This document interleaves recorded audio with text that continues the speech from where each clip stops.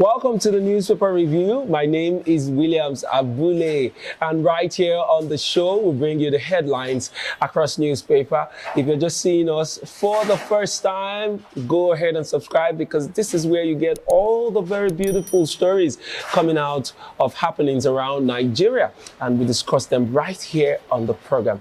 And to do that discussion with me today is Natasha Brown. You're welcome back to the show. Thank you. Thank you, Abule. You went to America, you did not carry me. Why are you doing Thank you, Abule. It's been such a long time I've been on this program. You left our show to America? Is it because I look Nigerian and you look Oyibo, you left me here? It's all right. Good to have you back. Good to be here too. Yes. And to our viewers, you're also part of this program. Don't forget that. So go ahead and drop your comments after our discussions. We want to know your opinions about these headlines. So drop your comments and the reactions right there on the comment section, and also connect with us on all our social media platforms. So we're on Facebook as Tap TV, on Instagram is Tap TV_NG, and on X, formerly known as Twitter, is Tap TV_NG. So yeah, connect with us on all of this platform. All right, let's get into the business of today, being the 18th day in the month of October 2023, and we're beginning with the Vanguard newspaper. And we go straight to the headlines right there. And from the top on the Vanguard here, we see CBN to penalize banks with check processing errors from November 1st. All right. Some people still use checks, right? I was surprised. I'm sure older folks still use checks. Baby boomers still use checks. Yeah, because I was wondering if that hasn't been phased out. But then I'm also thinking that big corporations, when they have to move money in a certain way, yeah, checks will be needed and all of that. But it's not a common sight nowadays. All right, other headlines still on the Vanguard reads, Tinubu flags off cash transfer program for 15 million households. All right, if you need to get the details of that story, page 9 of the Vanguard newspaper is where that story is in full. Also, we see here, Obi won 2023 presidential poll. Babachir Lawal, ex-SGF, speaking. Page 39 is where the details is. Ondo, Oshun, Akwa Ibom, Abia commit to clear arrears. Page 41 is where the details in full is. And we move on to the main headline here on the Vanguard. It reads, fresh trouble in Senate as Akpabio, Ndume clash. Ndume kicks against Akpabio's alleged procedural errors, storms out. Senate President convenes closed session to address colleagues. Akpabio bears no ill will against colleagues. Aid. Senators head to Uyo for retreat. Interesting. Page 5 is where details of all of this story is. Also at the bottom here, we see South Africa may overtake Nigeria as Africa's biggest economy, IMF. And page 9 is where the details is. Gunmen abduct lawmaker's wife, 2 children in Kwara. Ministers will sign performance bond with Tinubu. Bala Usman speaking. All right. Find the both stories on page 6 and 9. Also, we'll check this one. It says Tinubu nominates Musa Aliyu as ICPC chairman. All right. And that detail is on page 41 of the Vanguard newspaper. All right. Let's get into some of the stories here, and let's talk about the trouble in the Senate. All right. Yesterday, we saw on national TV how the chief whip of the House, that's Ali Ndume, walked out on a session in the Senate due to the fact that he raised some concerns, and it seems as though the Senate president wasn't going to take some of the point of order he was raising, and this caused a row to the point where he had to walk out of the entire proceedings, and it caused a lot of reaction. People are reacting to all of this happening as to how the Senate is being run under Akpabio. What's your take on this story generally? Can we deal with less drama in Nigeria? Yeah, like seriously, really. Especially from the politics. Can we just deal with less drama from them? Yeah. First things first, I think that it was unruly for Senator Alain Ndume to have just walked out during the proceedings. But anyway, he outrightly made his displeasure known as to the order of things, as to the way that they were neglecting the particular order of proceedings. And I think all of this stemmed from when a particular senator was, making some inputs, and then the Senate president, shuts him down, says that is out of order. He's still trying to speak, and that's said again. And then Senator Ali Ndume is trying to speak up to say let him speak, and then he's still saying to the chief whip as well that he's out of order, not necessarily giving them room to speak. So, and then we are wondering, okay, so he said.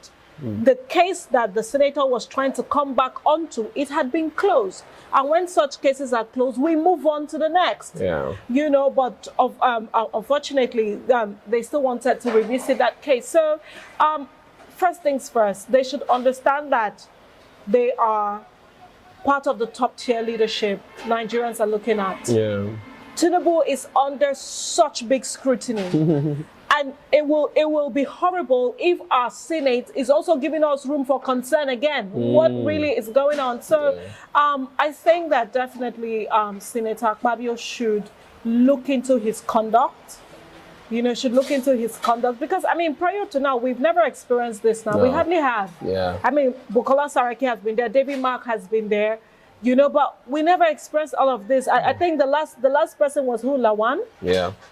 We didn't experience, so why now? What's going on? That means somebody is not taking into cognizance the order of proceedings, how it's meant to go, like during every sitting. So, they need to do better. And I understand that, they got into a closing session, the Ali Ndume came back to that meeting, after he stayed. So probably that has been sorted out, and probably we won't get to see such a thing happen again. But at the end of the day, if whoever is out of order, especially like with the Senate president himself, he should reconstitute himself, because this is the first time he's ever gotten into that particular office. Yeah. And it will not be a good sign that he's already acting like he can't hold the rein. Yeah. Yes. So it's something he definitely should look into. Yeah. And him since he got into the position of Senate president, there's been a lot of side talks as regards to him not knowing what he's doing. Yeah, that's there. Some people, because that's why he probably felt Ali Ndume shouldn't, trying to make him look inexperienced. He kept telling him that his point of order was being, countered by another point of order to make him sit down. But then again, Senator Akpabio, within a very short space of time, has also been rumored to to some members of the Senate to want to impeach him. That matter is on ground. That's last month or so, we heard on the news how there were plans for him to be impeached due to unruly behavior and and lack of experience. Just yesterday, the day before, we saw Senator Abu from was in Nasarawa, Elisha Abu, that has been sacked by the appeal court, coming out to make an open, allegation towards the Senate president, saying that he is also fighting against his colleagues in the APC and senators within the Senate for people that are not giving him the support needed backing that he needs. We know that this is the first time of him being in the Senate, and he hasn't been in the House of Senate for so long too. So we don't know whether his experience level is still under, he's still learning. And if you listen to Ali Ndume, he opened by saying that this is the Senate and there's room for us to learn, and it's also important that we learn things and do things the right way for the sake of Nigeria and for history's sake. So yeah, if he is learning certain things, I want to hope that he has a listening ear and he also takes contributions from people. But then, yeah. Ego trips as well. When you make me want to look like I'm incompetent on national TV, it's not far-fetched that I'm going to react in that type of way. And it's the same as though you're working against me. The chief whip and the Senate president's position are in the same box of leadership. So you cannot be a leader, my fellow leader, and you're trying to make me look really, stupid in front of national TV. So yeah, it's a matter within the Senate, but it also has a rippling effect on the general populace, the Nigerians, as it were. So we need them to always get it right. We need them to have the requisite experience. We need them to fix up. We need them to fix up. Yeah, because so, we're in such a dire situation. We don't need any other thing that will raise a cost for alarm. Yeah. So, you know, especially from the Senate. So exactly. let them get their heads together. And honestly, if he is inexperienced and unwilling to learn and unwilling to do better and unwilling to play ball, then impeachment should be an option. It will certainly come. Because this is not the time where people just want to make do with you. This is the time where we actually need strong hands on ground who are experienced and can be able to deliver. To hit the ground running, because of course we know where we're coming from, and at this point we don't need rooms for mistakes and all of that. So please, we hope that they have sorted this out, because right after that back and forth, they went into a closed door session where we saw Senator Ali Ndume return back to join his colleagues to talk about these issues. And also from the report here, we see that they are heading to Uyo for a retreat. So yeah, they're going to chill out and still spend some more money, some more of taxpayers' money on retreat. We all need retreats. Where's our retreat money? No, we all need retreats, but Nigerians they just came into office and they're going on a retreat. Like, it's not just this. It's not just this retreat. Remember, is weird. They said they went on recess the other time, and a little token was sent to their. They just came into office, and now these are the red flags. These are the things that are very unhealthy and very tone deaf. The nation is in turmoil. The economy is in turmoil. There's hardship on the land.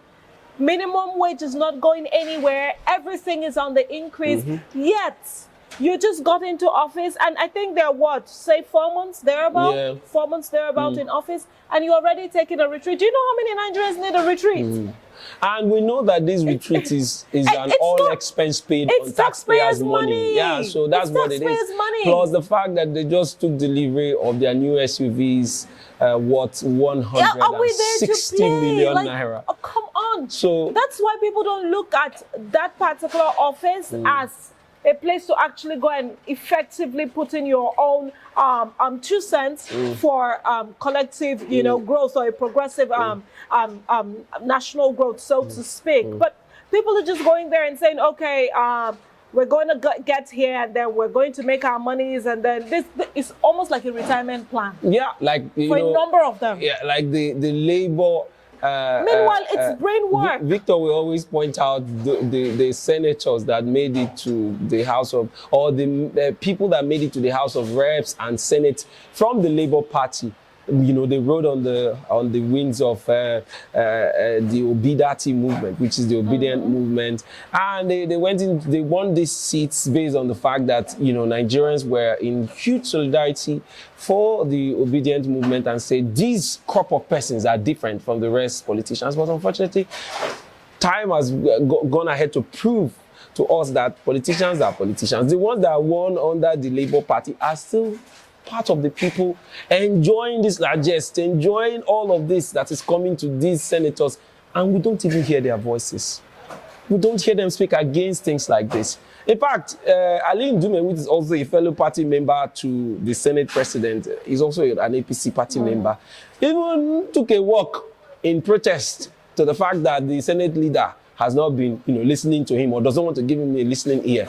We have not seen one Labour House of Reps member come up to speak to the extent to say, okay, hear my voice. They're just enjoying the fruits of the office. So, well, that's it though. And yet when there's another protest, or when Labour demands for certain monetary empowerment, to come through, and then there will be all these excuses, from the governing bodies. It's appalling. It's appalling. I do not even think that they understand the pulse of the people. True.